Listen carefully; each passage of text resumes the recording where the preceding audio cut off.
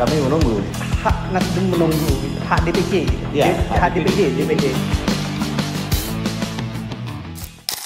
Assalamualaikum, Tretan Radar Madura.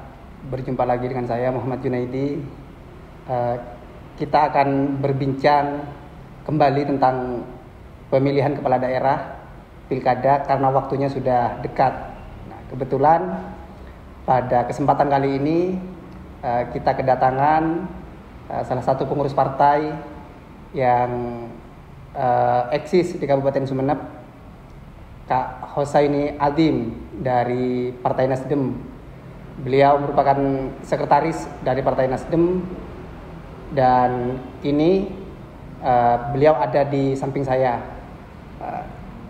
Assalamualaikum Kak Hosaini. Ya, kebetulan warahmatullah. Gimana kabarnya?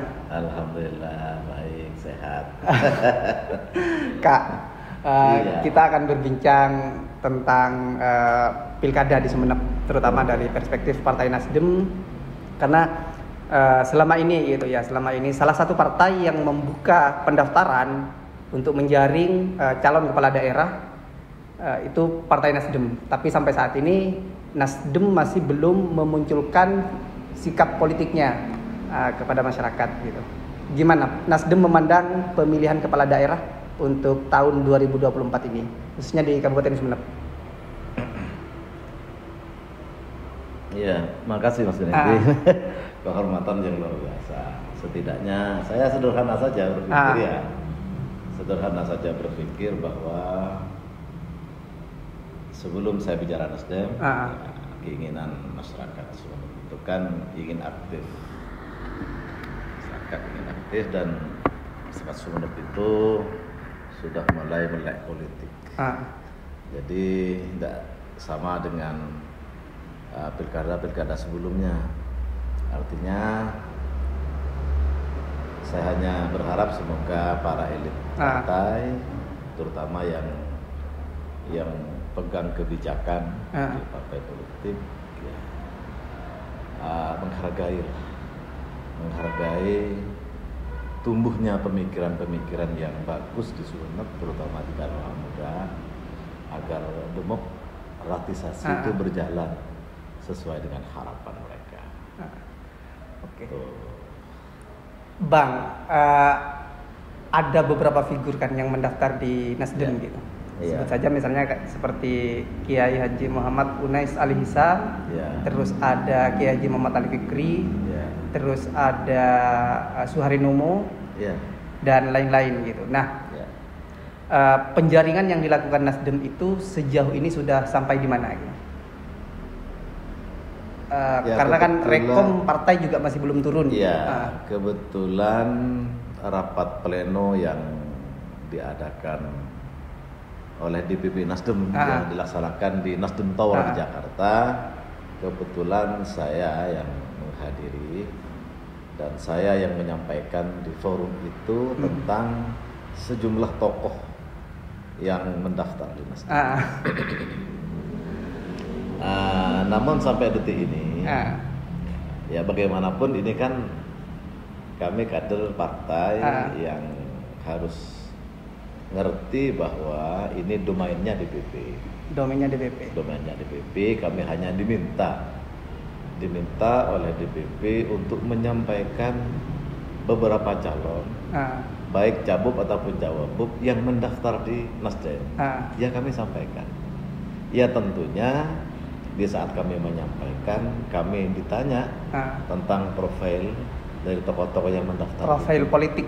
Ya, ketokohan para cawabupnya itu disampaikan, dikasih waktu untuk menyampaikan, mulai dari Keunis itu siapa, Kiai Fikri itu siapa, Abdul Aziz itu siapa, Suharinomo siapa, dan yang lain-lain.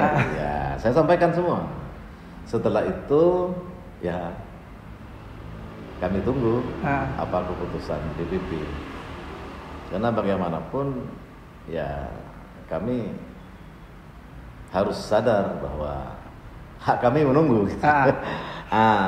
DPP menanyakan tentang situasi, ya kami sampaikan. hak Nasdem menunggu itu, hak DPC itu. Ya, hak DPD Nasdem menunggu. Ya. Berarti secara tidak langsung Nasdem itu masih punya keinginan untuk mengusung penantang gitu, atau mengusung figur baru yang ingin berkontestasi di Pilkada Sumeneb. DPD Nasdem Sumeneb itu tidak berpikir menantang. Berkontestasi, ya. Berkompetisi. Nasdem di Sumeneb itu menghargai para figur yang menghargai Nasdem. Jadi para tokoh yang mendaftar Nasdem itu kami beranggapan bahwa mereka menghargai partai kami, menghargai Nasdem. Oleh karena itu, karena mereka kami hargai untuk memperjuangkan. Begitu. Meskipun sampai saat ini belum. Tapi saya yakin tidak lama lagi pasti turun.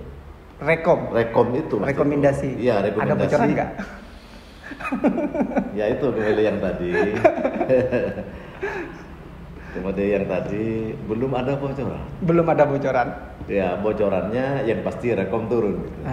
Entah kepada figur siapa, DPD tidak tahu. Ada banyak spekulasi yang bermunculan gitu, terutama dulu pernah Radar Madura juga wawancara Kausa ini, bahwa Nasdem itu menunggu gitu. Artinya Nasdem punya keinginan untuk mengusung figur baru gitu, untuk juga berkontestasi dalam artian karena kan seiring dengan isu-isu yang berkembang atau wacana yang berkembang itu kan calon tunggal gitu. Tapi sejauh ini kan salah satu partai yang masih belum menentukan sikap dan tidak merapat ke koalisi yang sudah ada gitu, ke koalisi anggaplah pengusung incumbent gitu. Koalisi pengusung incumbent itu kan Nasdem sampai sekarang kan masih belum menentukan sikap politik gitu. Nah, gimana Nasdem menanggapi hal itu? Apakah Nasdem tidak ingin calon tunggal itu terjadi atau gimana, Bang Husaini? Karena kan isu itu kan santer di masyarakat gitu. Satu hal yang perlu diingat, partai politik itu, ya saya terutama sebagai kader partai, apapun wacana yang disampaikan oleh para politisi, oleh para pelaku politik lah di tingkat kabupaten, kalau itu kader partai, pada akhirnya akan bermuara kepada perintah DPP. Ya. Okay. Jika tidak, dia berarti siap keluar dari partainya. Hanya ya di Nasdem ini sudah biasa kita berdiskusi, saling tukar informasi tentang temuan-temuan di lapangan, tentang keinginan dan animo masyarakat terkait dengan pilkada ini. Ya sebenarnya menginginkan dari teman-teman itu bagaimana ada kompetisi yang sehat tentu, biar produk dari pilkada ini betul-betul kredibel dan itu adalah keinginan rakyat. Makanya kalau boleh saya menyampaikan permohonan ya, tolonglah Sumeneb yang sumekar luar biasa seperti ini, ya bisa terus berkembang dan punya marwah. Karena ini kan ke depan, Mas. Jadi kita tidak hanya berpikir 5 tahun ke depan, 10 tahun tidak.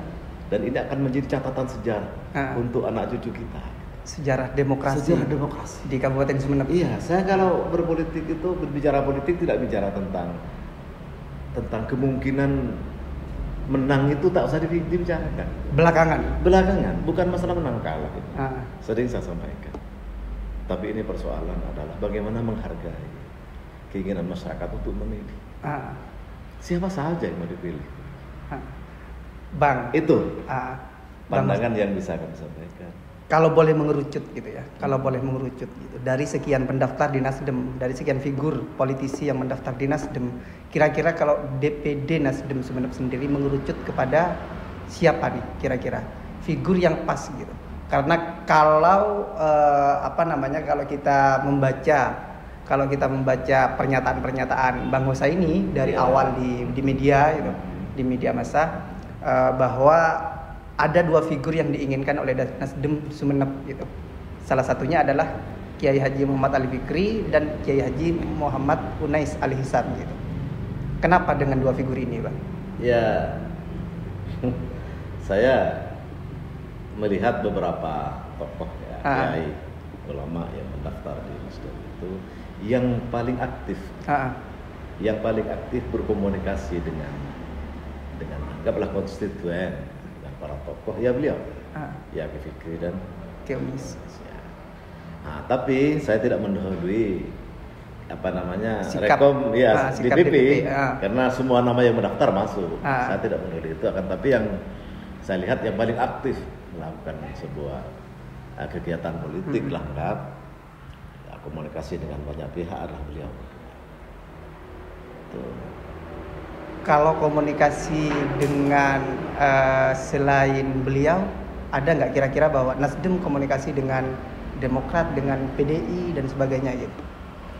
Sebenarnya di Sumeneb itu enak, ya karena komunikasi antar pimpinan partai itu cair komunikasinya. Ya, walaupun ini senangnya saya, walaupun partai si A, si B, si C sudah rekomnya turun ke sana, kita tidak kehilangan komunikasi. Ya, itu senangnya, kelebihannya di situ. Komunikasi politik tidak tertutup. Saya bisa bicara dengan ketua PKB, dengan para elit PDIP di sini, dengan PKS, dengan Demokrat bisa bicara. Kapan bisa saya telepon diangkat oleh beliau, komunikasi, walaupun sedikit sambil bergurau, tapi makna yang terkandung dalam pembicaraan itu mengarah kepada bahwa persahabatan, persaudaraan, ya. Untuk membangun Sumeneb. Iya, sama-sama untuk membangun Sumeneb dan tak akan ada torehan yang tidak baik terhadap pesta demokrasi yang akan datang itu. Bang saya ini Nasdem sejak awal sebenarnya masyarakat sudah membaca mungkin gitu ya. Iya. Mungkin sudah membaca bahwa Nasdem menginginkan dua figur ini gitu. Kalau kita baca di pernyataan-pernyataan Bang Husaini di media sosial gitu, ada pernyataan yang menyampaikan bahwa pasangan Kiai Haji Muhammad Ali Fikri dan Kiai Haji Muhammad Unais Ali Hisam itu sangat ideal gitu. Bang Husaini pernah menyampaikan pernyataan seperti itu gitu. Apakah itu mendapat dukungan dari partai politik lain atau juga dari masyarakat? Saya melihat begini. Selain dari incumbent yang sudah banyak didukung oleh sekian partai. Sudah ada 4 partai. Ya. 4 partai yang mengeluarkan rekom untuk incumbent. Artinya masyarakat Sumeneb tahu semua. Selain dari itu tokoh dan ulama yang intent melakukan komunikasi itu hanya beliau berdua untuk bisa maju di pilkada. Selain dari itu kan tidak ada.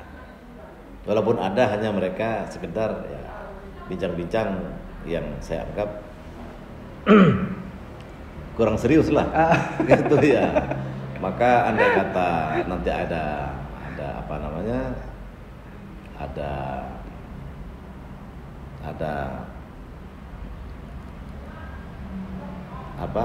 tidak ya incumbent itu ada calon lain selain dari incumbent, maka saya kira adalah beliau berdua yang nanti akan menjadi calonnya. Tapi ini tidak berarti, sekali lagi apa yang kami sampaikan mendahului rekom dari para pimpinannya. Saya bilang tadi kan ujung-ujungnya nanti para kader partai itu termasuk Nasdem akan akan taat dan sam'an wa ta'atan kepada rekom yang akan disampaikan oleh DPP itu. Bang Husaini, sempat muncul di masyarakat itu foto Kiai Haji Muhammad Unais Ali Hisam, Kiai Ali Fikri dan Abah Idi Haji Slamet Junaidi, mantan Bupati Sampang yang sekarang juga dalam proses berkontestasi. Nah, foto itu sebenarnya arahnya kemana gitu, Bang Husaini? Barangkali Bang Rosa ini bisa menafsirkan gitu. Wajar lah beliau Ki Ali Fikri dengan Ki Unis datang ke beliau ke Aba Idi karena beliau berdua Ki Ali Fikri dan Ki Unis itu kan sudah mendaftar di DPD Nasdem Sumeneb. Kenapa datang ke Aba Idi? Karena Aba Idi itu Bupati Sampang itu adalah Korwil Madura. Iya. Artinya keputusan-keputusan Nasdem di Madura itu juga bergantung dari karena pandangan-pandangan Aba Idi. Itu pasti karena beliau adalah Korwil. Jadi Madura adalah beliau yang punya tanggung jawab untuk kemana Nasdem. Berarti sangat strategis posisinya. Sangat strategis. Nah, jadi wajar kalau Ki Ali Fikri dengan Ki Unis Ali Hisham silaturahim beliau. Silaturahim politik itu memang silaturahim politik atau gimana? Karena masyarakat itu banyak yang nanya, loh nyalon di Sumeneb tapi kok pamitnya ke Sampang gitu. Ya karena memang beliau lah pengendali Nasdem di Madura. Iya, beliau itu. Jadi wajar kalau Ki Unis dan Ki Ali Fikri silaturahim ke beliau. Adapun nanti beliau akan menyampaikan ketum bagaimana, ya itulah yang kami tunggu. Selama ini tahu ada nggak bocoran-bocoran yang bisa disampaikan ke masyarakat? Aba Idi sendiri itu seperti apa sikapnya? Ada. Ya beliau menurut saya sangat bijak juga. Banyak dari kalangan apapun datang ke beliau dan beliau Aba Idi itu menerimanya dengan baik, dengan senang hati. Ya. Terus ini lagi, artinya kan Nasdem, kalau masyarakat melihat Nasdem itu kan sebenarnya menunggu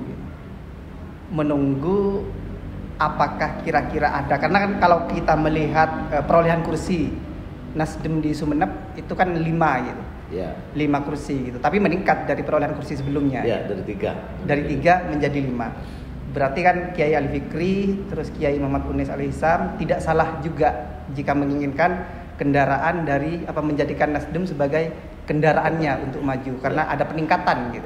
Ada peningkatan elektabilitas gitu. Nah, Bang Husaini, apakah Nasdem juga membantu gitu perjuangan Kiai Ali Fikri? Karena kan kalau kita melihat Kiai Muhammad Ali Fikri sendiri saat ini tengah berusaha gitu untuk melobi partainya untuk mendapatkan rekom. Sementara kan informasi yang beredar di masyarakat bahwa P3 lebih menginginkan masuk ke koalisinya PDI gitu. Apakah Nasdem juga turut membantu perjuangan Kiai Muhammad Ali Fikri untuk mendapatkan rekom dari partainya? Kalau benar-benar Nasdem menginginkan Kiai Muhammad Ali Fikri yang diusung. Seperti yang kita ketahui bersama ya, Nasdem sendirian hanya 5 kursi itu tidak cukup kan ya, sama-sama tahu. Maka kalau dengan P3 cukup. Apalagi ditambah Gerindra. Jadi 5, 6 dan 2 berarti 13. Berapa anunya? 10 ya? 11 karena P3 kursinya 6. Oh ya 6, 11. Ya itu kalau misalnya hanya P3 dengan Gerindra juga tidak cukup. Ya. Apalagi Nasdem hanya 5, jadi hanya 5 juga tidak cukup. Ya. Jadi harapannya di P3. Harapannya itu. Maka bisa mengusung. Terus ada upaya nggak Nasdem membantu? Gitu? Saya kira tidak usah dibantu Nasdem. P3 juga sudah partai yang sama-sama berpengalaman kan ya kan, dan beliau tahu itu arah politik P3 dari DPP sampai ke daerah itu. Mana gitu ya? Iya. Nasdem ya hanya bisa berharap gitu kalau memang sama-sama serius dan mencoba kita membangun koalisi, ya insya Allah keinginan itu bisa dicapai. Keinginan untuk berkompetisi bisa dicapai. Ini kan bagaimana bisa berkompetisi kan intinya. Sebenarnya bukan sekali lagi bukan persoalan siapa yang akan menang siapa yang akan kalah. Itu lain, itu hal lain. Ya. Apakah selain itu Bang Husaini ada tidak komunikasi politik yang dibangun oleh pengurus-pengurus partai di Sumeneb untuk juga menggandeng Nasdem dalam artian gabung ke koalisi yang ada? Ya, saya tadi bilang kan, semua pimpinan partai politik, ya saya sebagai sekretaris di Nasdem, itu sering diskusi-diskusi di kota ini, sering diskusi. Ya di kafe, di kantor masing-masing partai, kita bincang-bincang. Bukan berarti karena sudah jelas ada ada koalisi tertentu yang sudah bergabung lalu kita enggak. Koalisi yang sudah ada, tapi masih belum ada namanya koalisi apa? Ya, belum ada. Ya. Kita komunikasi, ya sambil gurau, sambil santai, tapi kita mengarah kepada bagaimana pilkada ke depan ini akan lebih baik daripada pilkada sebelumnya. Sangat disayangkan Sumeneb ini. Kalau calon tunggal terjadi. Ini kan sekali lagi bukan persoalan kalah menang. Dan rakyat akan senang. Siapapun yang akan jadi, rakyat akan senang. Karena mereka, kalau ada pertarungan. Iya, rakyat akan senang. Tidak bumbung kosong. Bang, berarti dengan pernyataan itu kan Nasdem sebenarnya ingin menolak wacana calon tunggal. Benar begitu kira-kira? Kalau saya berbahasa seperti itu salah saya. Ya, karena saya tadi katakan, saya belum tahu, belum bisa memastikan bahwa arah rekom itu kemana. Kalau saya sekretaris partai, harusnya saya belum tahu. Ya kalau memang Nasdem nanti ke kanan misalnya, ya kita ke kanan. Kalau rekom itu ke kiri, ya kita ke kiri. Kan saya tadi di awal pembicaraan ini saya sampaikan bahwa semua wacana menurut saya sah-sah saja. Ya gagasan, opini dan lain-lain yang kita sampaikan kepada masyarakat, yang ujung-ujungnya yang namanya kader gitu ya, kader partai apa saja itu mengikuti kepanjangan tangan dari DPP. Iya, pasti. Itu ya. Ya. Oke, terakhir mungkin. Terakhir ya, masih ada. Ada yang ingin disampaikan dari Nasdem kepada publik Sumeneb, khususnya dalam konteks pemilihan kepala daerah? Ya, ada hanya beberapa kalimat ya. Dipersilakan. Yang pertama untuk masyarakat, ya untuk masyarakat. Tuh berdoalah gitu aja, berdoa. Agar tidak calon tunggal, gimana? Bukan, berdoa agar kepemimpinan bupati yang akan datang, siapapun yang akan datang, itu akan lebih baik daripada tahun-tahun sebelumnya. Itu yang pertama. Membawa perubahan. Iya, membawa perubahan. Gitu ya, membawa perubahan. Tuh, ke arah yang lebih baik. Perubahan ke arah yang lebih baik. Jadi kita minta kepada Allah Subhanahu wa taala, kita memohon kepada Allah Subhanahu wa taala bahwa kepemimpinan di Sumeneb, Bupati dan Wakil Bupati Sumeneb untuk 2024 sampai 2009 adalah tokoh dan figur yang akan membawa Sumeneb ke arah yang lebih baik. Itu yang pertama. Yang kedua, saya berharap sebagai kader partai Nasdem, berharap bahwa kita tidak usah terpacu dengan desas-desus yang ada. Tidak usah, karena ini kan waktunya sangat mepet sekali. Ya. Sudah tinggal beberapa hari. Iya, beberapa hari sudah pendaftaran sampai sekarang belum ada. Itu. Oleh karena itu ini rentan saling mencurigai, saling menafsirkan dan saling membuat prasangka-prasangka yang ujung-ujungnya nanti akan meledak setelah rekom itu turun. Ya itu mungkin yang bisa saya sampaikan. Terima kasih saya. Oke, ini yang paling terakhir. Ini pertanyaan titipan gitu. Tidak mau saya sebutkan namanya. Oh ya. Nah, kalau misalnya gitu ya, karena kan P3 itu di lobby gitu. Informasi yang beredar di masyarakat gitu kan, P3 itu lebih menginginkan berkoalisi, masuk ke koalisi pengusung incumbent gitu. Nggak tahu nama koalisinya nih apa gitu. Tapi masuk ke koalisi pengusung incumbent. Sementara nanti potensi Nasdem ditinggal misalnya gitu. Gimana sikap Nasdem?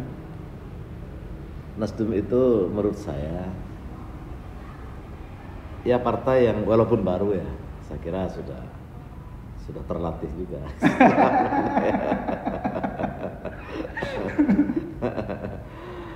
Nah, ditinggalkan bagi Nasdem saya kira bukan hal yang menakutkan daripada Nasdem meninggalkan. Betul. Ini kan kalau Nasdem meninggalkan kan berarti Nasdem mengecewakan orang. Betul. Ya. Kalau hanya ditinggalkan Nasdem hanya ditinggal bukan meninggalkan. Saya kira tidak akan terjadi seperti itu. Siap. Karena saya melihat komunikasi politik selama ini terbangun dengan baik.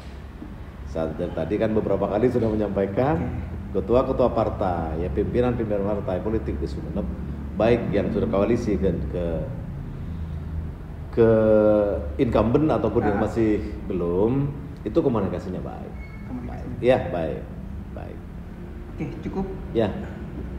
Oke, Tretan Radar Madura pada intinya dalam menyambut kontestasi pemilihan kepala daerah ini masih ada harapan-harapan kepada masyarakat. Nasdem khususnya masih memungkinkan untuk memberikan harapan di masyarakat agar ada figur alternatif atau calon alternatif yang selain incumbent bisa berkompetisi dalam pemilihan kepala daerah di Kabupaten Sumeneb. Demikian perbincangan kami dengan Partai Nasdem dengan Bang Hosaini, Sekretaris Partai Nasdem. Semoga memberikan informasi dan bermanfaat bagi masyarakat Kabupaten Sumeneb dalam menyongsong pemilihan kepala daerah tahun 2024. Demikian, wassalamualaikum warahmatullahi wabarakatuh.